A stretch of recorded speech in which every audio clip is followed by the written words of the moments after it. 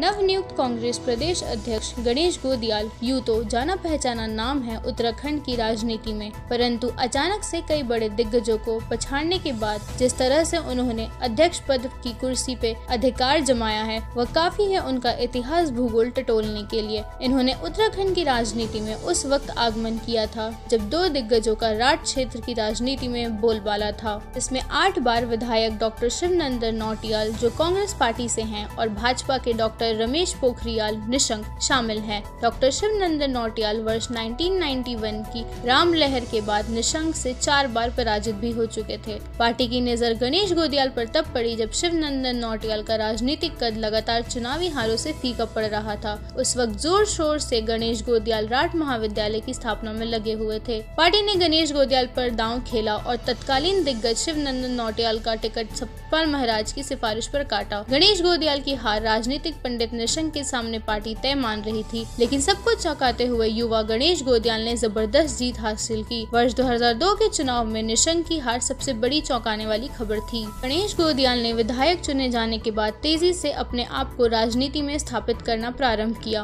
गणेश गोदियाल वर्ष 2007 में हुए विधानसभा चुनावों में निशंक से चुनाव तो हार गए थे, परंतु उन्होंने ऐसी कांटे की टक्कर दी कि स्टार प्रचारक होने के बावजूद निशंक अपने विधानसभा क्षेत्र से बाहर नहीं निकल पाए थे। नई परिसीमन पर वर्ष 2012 में हुए चुनावों में श्रीनगर विधानसभा क्षेत्र में भाजपा के डॉक्टर धन सिंह रावत को गणेश गोदियाल ने पराजित कर दिया था, जिसके बाद से गणेश गोदियाल का राजनीतिक कद बढ़ता चला गया। वर्ष 2014 के लोकसभा चुनाव से ठीक पहले सतपाल महाराज भाजपा में शामिल हो गए तो गणेश गोदियाल की भी भाजपा में आने की अटकलें लगी, पर वे पार्टी में ही रहे। उत्तराखंड के लिए वर्ष 2016 का साल राजनीतिक रूप से काफी उथल पुथल भरा रहा था। गणेश गोदियाल को उस समय भी बीजेपी पार्टी में लाने के लिए कई तरह के प्रयास किए गए, पर वे अपनी पार्टी के साथ ही रहे और इसी दौरान वे हरीश रावत के भी करीबी हो गए। उन्होंने राठ क्षेत्र के विकास के लिए हरीश रावत के मुख्यमंत्री काल में कई ऐतिहासिक कार्य करवाए, जिसमें राठ महाविद्यालय को डिग्री कॉलेज बनवाना एवं राठ क्षेत्र को ओबीसी का दर्जा दिलवाना प्रमुख रहा।